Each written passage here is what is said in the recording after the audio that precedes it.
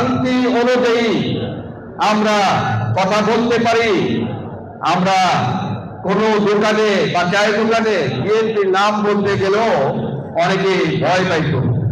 আর বিএনপির পার্টি তো করবো তো দূরের কথা, মসজিদের পক্ষ থেকে এরকম একটা প্রোগ্রাম আমাদের উপহার দেওয়ার জন্য আশা করি এই ধারাবাহিক পরবর্তীতে আমাদের পূর্ব থানা করবে, উভয় থানা করবে, সদর থানা করবে, দাউদিয়া থানা করবে, কোনাবাড়ি থানা করবে, এই আমরা আশা করতেই পারি ইনশাআল্লাহ। আসন্ন ত্রয়োদশ জাতীয় সংসদ নির্বাচন উপলক্ষে টঙ্গীতে মৎস্যজীবী দলের মতবিনিময় সভা অনুষ্ঠিত। টঙ্গী গাজীপুর প্রতিনিধি মোহাম্মদ নুরুজ্জামান শেখের পাঠানো তথ্য ও ভিডিও চিত্রে দেখুন বিস্তারিত। আসন্ন ত্রয়োদশ জাতীয় সংসদ নির্বাচনকে সামনে রেখে গাজীপুরের টঙ্গীতে অনুষ্ঠিত হয়েছে মৎস্যজীবী দলের এক আলোচনা ও মতবিনিময় সভা।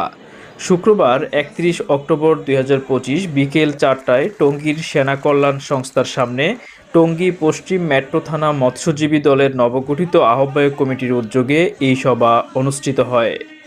অনুষ্ঠানে প্রধান অতিথি ছিলেন গাজীপুর মহানগর মৎস্যজীবী দলের আহ্বায়ক মোহাম্মদ আবুল কাশেম খান।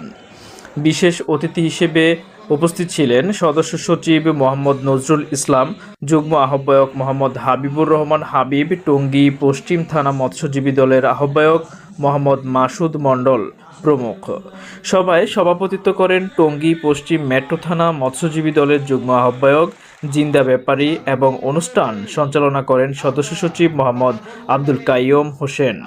সভায় উপস্থিত নেতৃবৃন্দ বিএনপির কেন্দ্রীয় নেতৃত্বের প্রতি আস্থা ও সমর্থন ব্যক্ত করে গাজীপুরের প্রতিটি ওয়ার্ডে ধানের শীষের বার্তা পৌঁছে দেওয়ার অঙ্গীকার করেন।